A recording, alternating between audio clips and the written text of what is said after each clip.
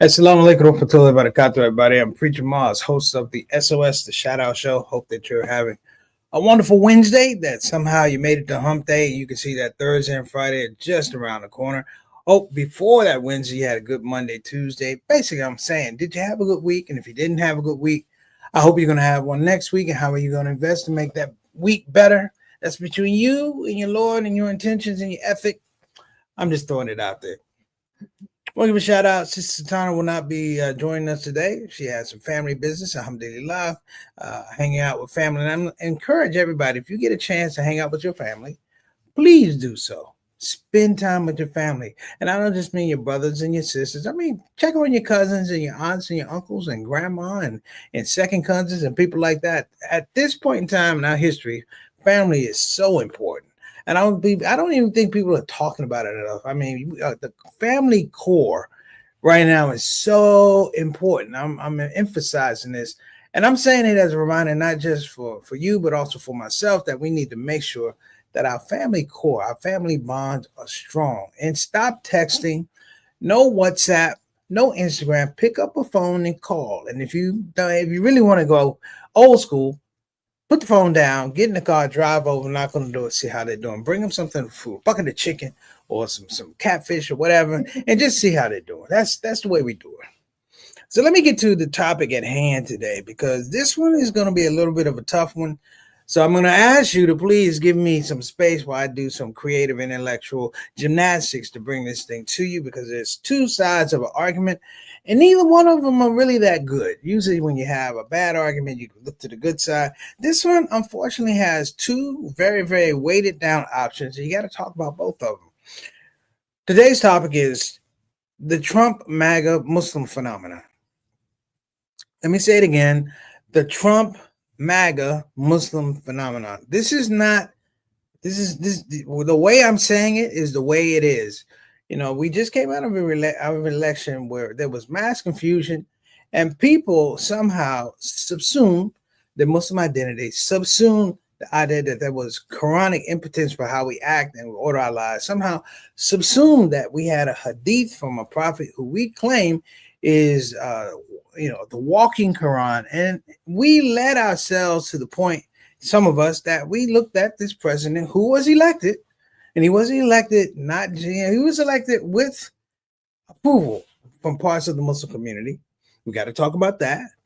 But it was also to the fact that parts of the Muslim community shouted down other parts of the Muslim community who could be seen as dissent or people who did not support Trump.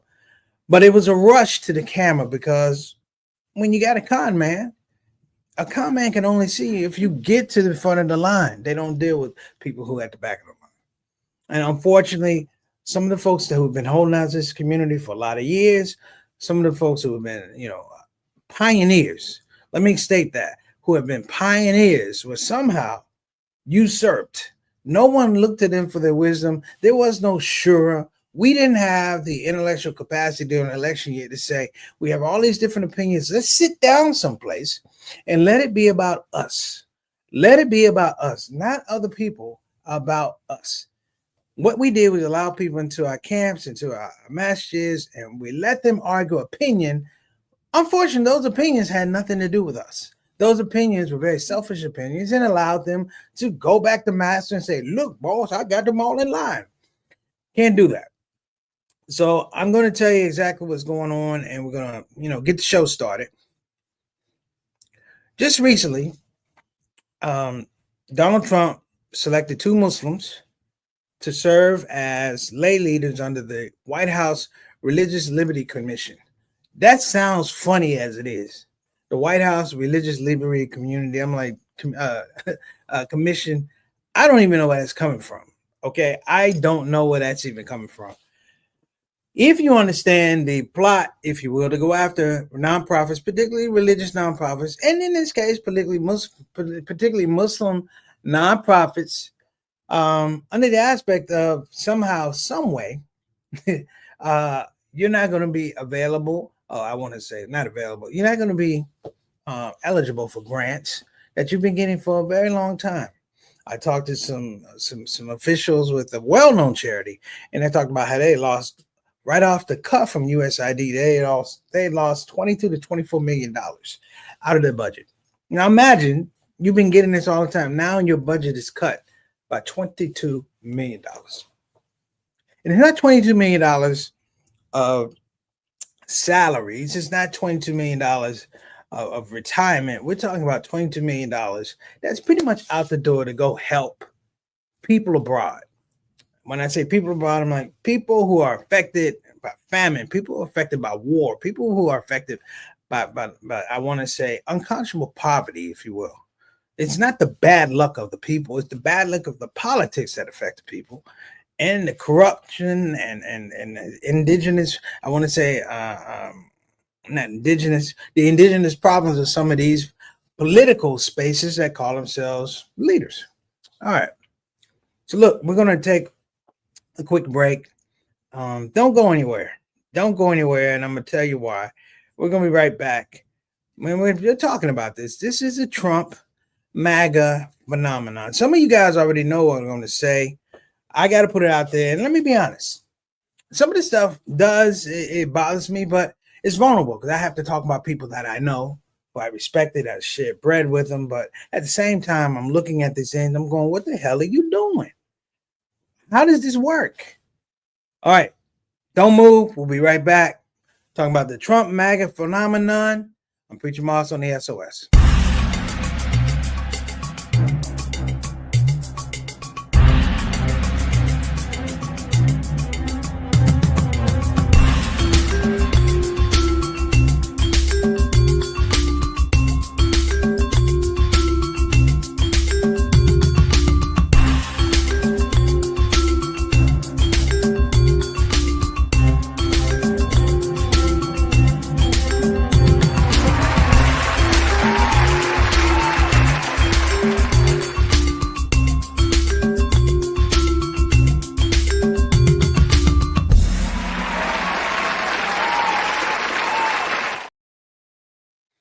All right, alhamdulillah, we're back. Let me get to some of our folks, some of our Shout Out Show family. We got Sister Ree checking in. She says, hello, family. Well, hello to you, Sister Ree. Assalamu alaikum wa rahmatullahi wa barakatuh. My man, Jabril How. I will be with Brother Jabril, and we will be doing the work of the people in Charlotte, North Carolina. Many of you may not be aware of his work and his efforts, advocacy for a young Muslim sister who was attacked in her classroom, Charlotte, North Carolina, in the suburbs. She was beaten. I mean, she needs facial reconstruction surgery, face bones broken in her face. And you have people saying, well, the guy who did it, and let's be honest, let's call it. The young man that did it, that perpetrated this act, was a black young man. Now, you know, I live and die for our black youth, but we got to be saying the fact. If you're wrong, you're wrong. Okay? If this had been a case of a young black man that shot another black man, we wouldn't have this space. We were like, whoever shot him, it has to pay. Okay? It has to pay. We can't get into this thing when we tip and tap and tap dance around the fact that wrong is wrong. Okay? Wrong is wrong. And I'm not talking about the video of the young girl getting abused, assaulted. I'm just talking about wrong is wrong. You know, there was a difference in the black community going back where your mother would say, if you did something, if you stole something, your mother said, no. You're going to take that back and you're going to deal with me. And you're going to have to probably work for that thing that you stole, because it's about repairing people, making people whole. We don't have that anymore.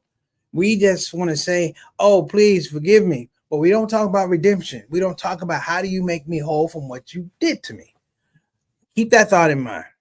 All right. My man Jabril, I'm going to call you after the show out. My man, Altaf Rashid, wa alaikum assalam rahmatullahi wa barakatuh, and salams again to you, Brother Jabril. One of our day ones from Toronto, Canada, Toronto, Ontario. We call him Mr. 6 o'clock, Mr. Straight Up, Straight Down. Our Canadian envoy to the show. He's coming to us terror-free. How you doing, beloved? We got Big Brother Bilal Salahuddin and his queen, Sister Sonia Dalton Salahuddin. What's going on, big brother and big sis? Good to see y'all on the show. Hey, man, thank you guys. Thank you so much for your support. I appreciate you. And, of course, we got my main man, Eric Carter from South Kakalaki. Wa alaikum assalam rahmatullahi wa barakatuh, beloved. Good to see you on the show. Let me get out here to Instagram land. We got Brother Anwar Saeed. 99. How you doing, beloved? Uh, Miss Patrick, Miss Patrice. Okay, how you doing? Assalamu alaikum. Nabil and Mansour. I'm doing well today. I can actually pronounce some of these names. My main man, Masala, Masalama Lifestyle. Now, I might. This is a clothing brand, brothers and sisters. You saw me put the light didn't work, but you saw me with this stuff, with the ball players and things like that. I'm probably going to go get it again just so you can see it. Support Masalama Lifestyle. The clothing is good quality clothing, and they're doing good things with the proceeds. They're trying to support those who are less fortunate than us, particularly those in Palestine. So let's make sure we support them. Muslim Oscars, my main man.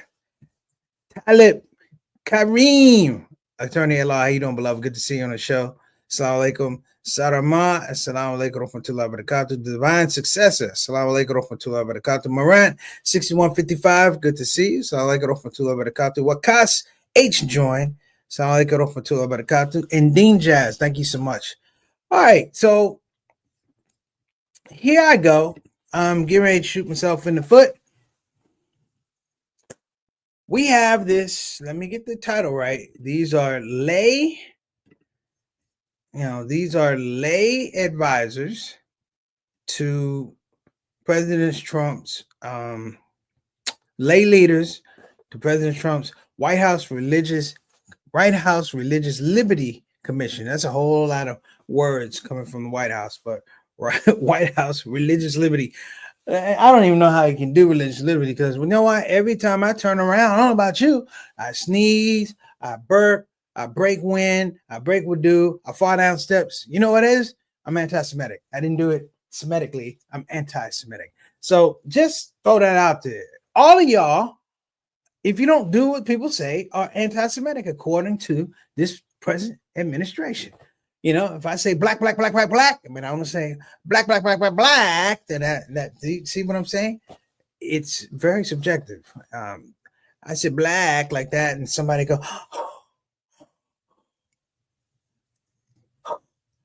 I did not feel comfortable.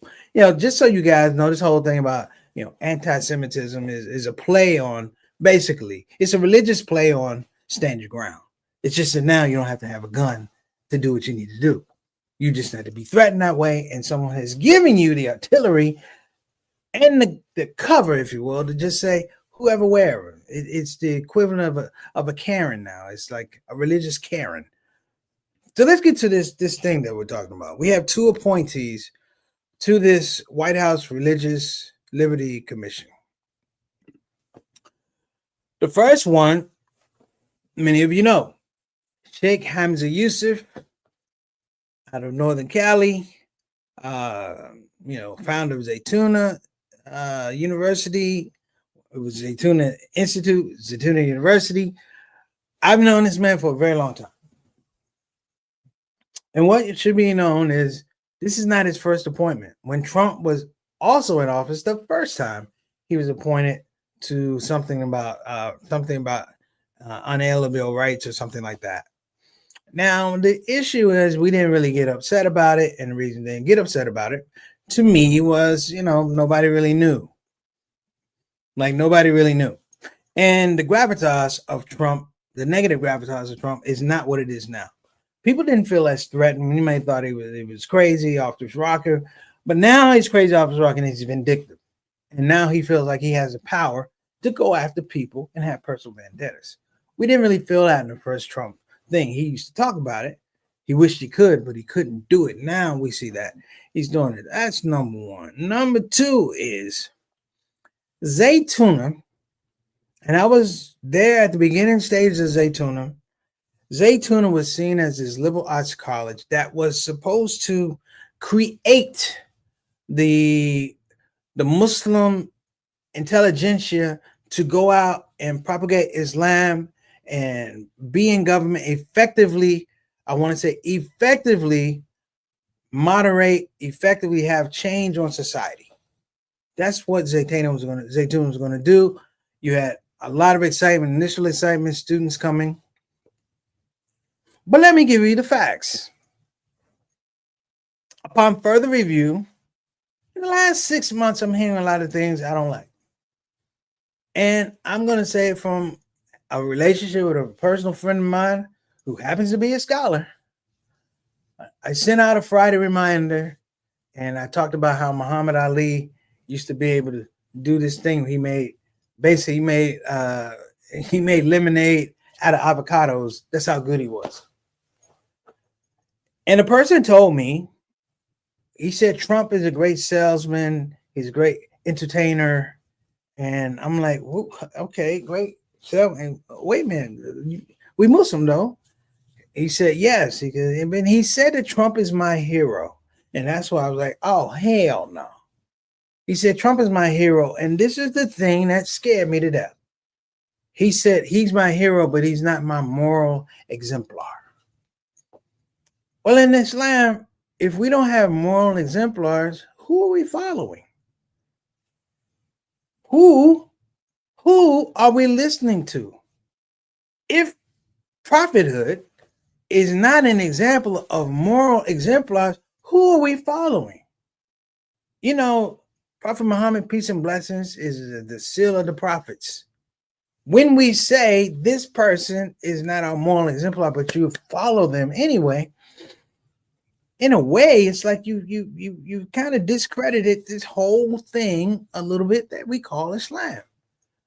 And don't give me the whole rigmarole about the Democrats and the Republicans. No. Like Big Mama said, there's right and there's wrong. Islam has always had a big mama. Figuratively and literally, we had a big mama. The biggest mama was the Quran. And we follow Big Mama from point A to point B. In Christianity, it's the Bible. They follow that Big Mama.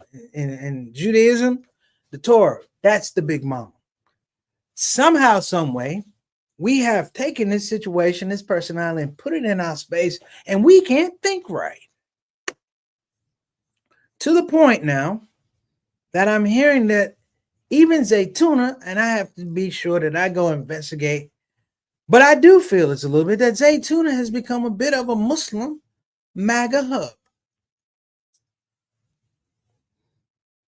That for all these years of support and love and ideology, this is the thing that has set root in Zaytuna.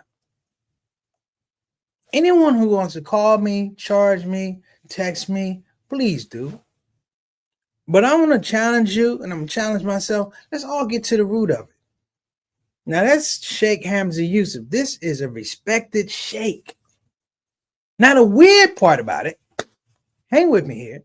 The weird part about it is these two men, and let me get you the second person. The second person is Ishmael Royer.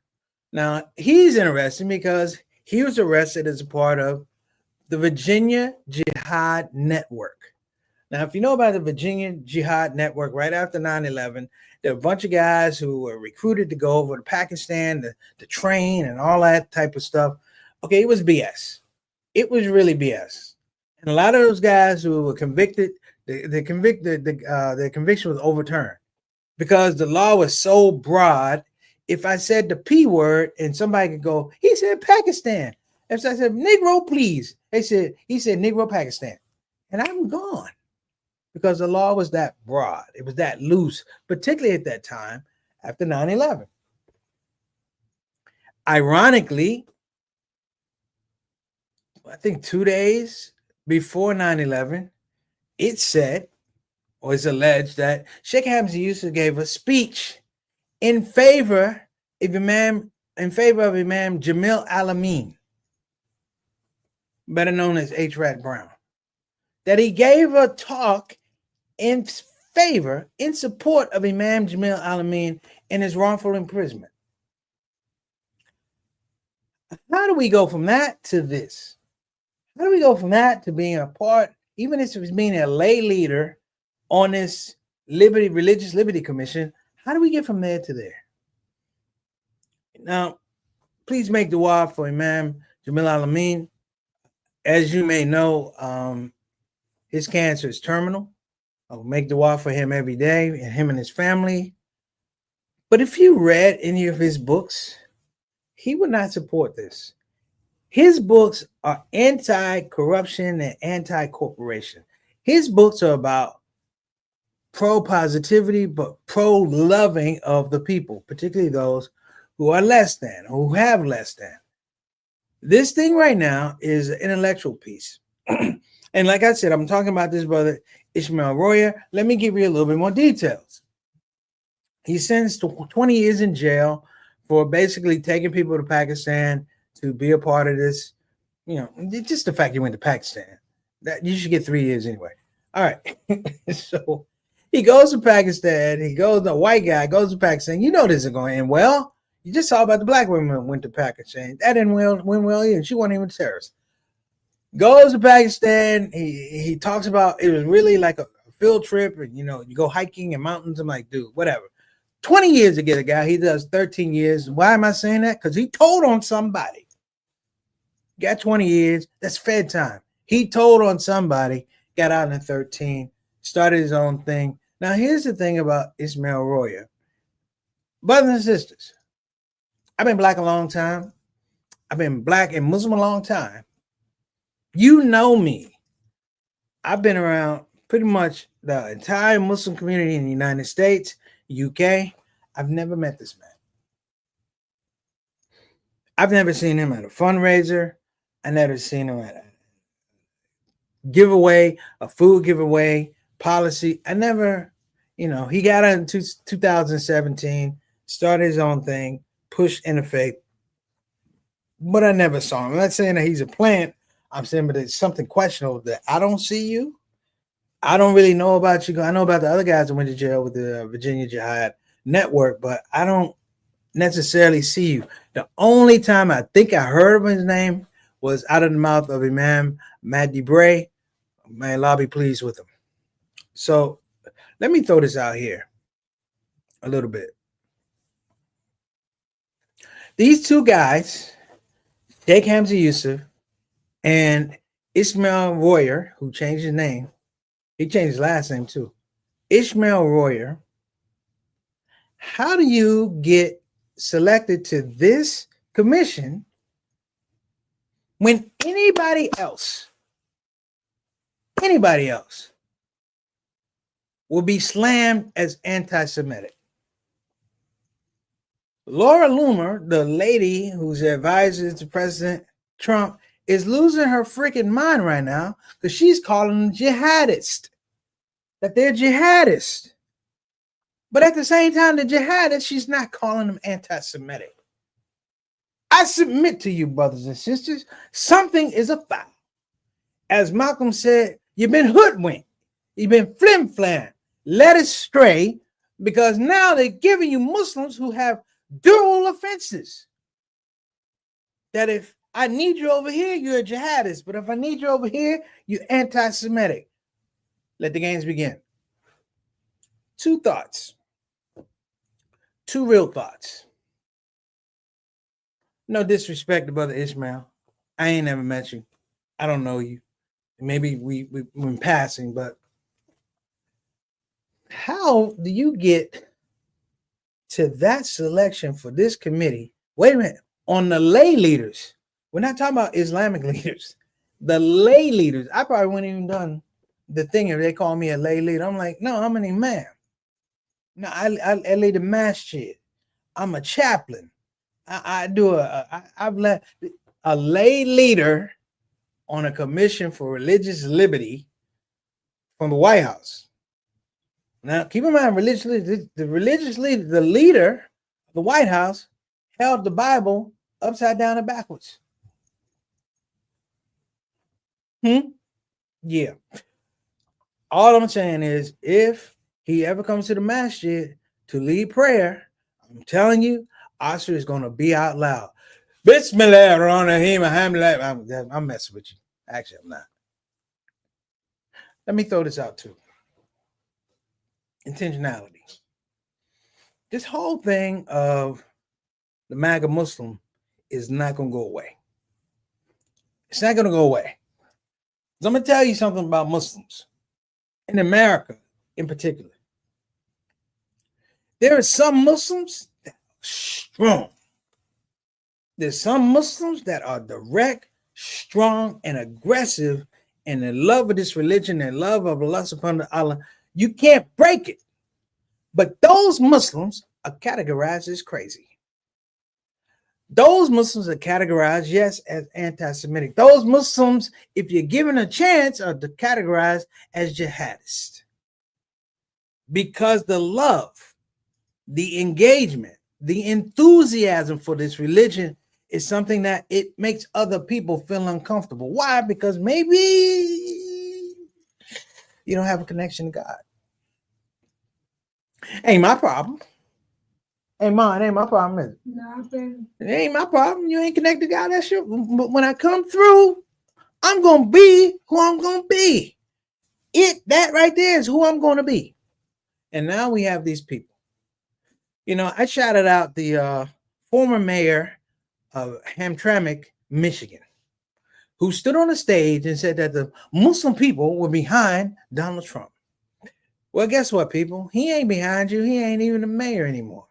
He parlayed that.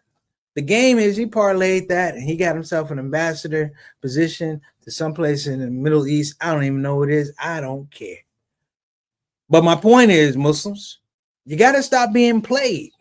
This commission in the wrong hands, and it's already in the wrong hands in many regards, this commission in the wrong hands is setting us up to be played.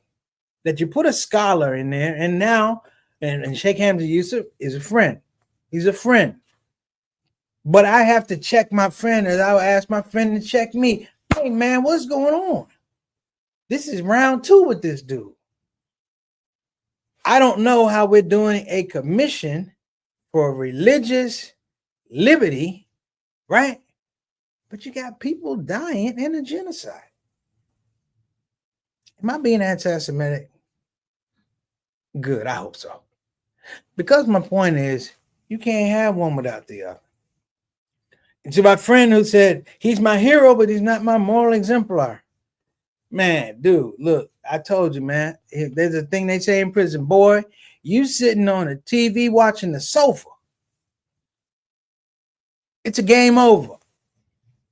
And these people continue to populate to the top. So real Muslims, the ones who go out and do the work, the community work, the real Muslims, the one that raising families, the real Muslims that say, you know what? Wrong is wrong, and it might cost me my job, might affect my college career, but wrong is wrong. Hey, I'm Preacher Mars. Guess what? I can be shut down anytime. Well, like I'd say, I am I am undeportable, but I'm not above incarceration. Not in this situation and not in this administration. So listen, let me boil this down, and we have a few things. Let me shout out a few people. Let me give a shout out. Wa alaikum assalam wa rahmatullahi wa barakatuh to my dear brother JT, Johnny L. Thomas. What's going on, beloved? And I got to throw this up from Jabril. So you might be on to something. It's no excuse, but it might be because Republicans are supposed to be conservative in lifestyle, and that's appealing to Muslims, especially in light of all the LGBT crew issues that the Democrats push. No, he's right. You're right. You're 100% right. But you got to say it. See, that's the thing. You know, I recently interviewed for this position. It was about the arts and Muslim arts. And you know what?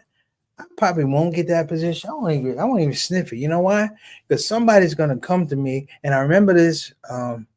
One of the chaplains at a ACC school, I remember he was retiring. He was resigning from position. I was like, why? You've been in some position. I said, what happened? He goes, well, a Muslim student came to me and said they wanted to show a film about gay Muslims.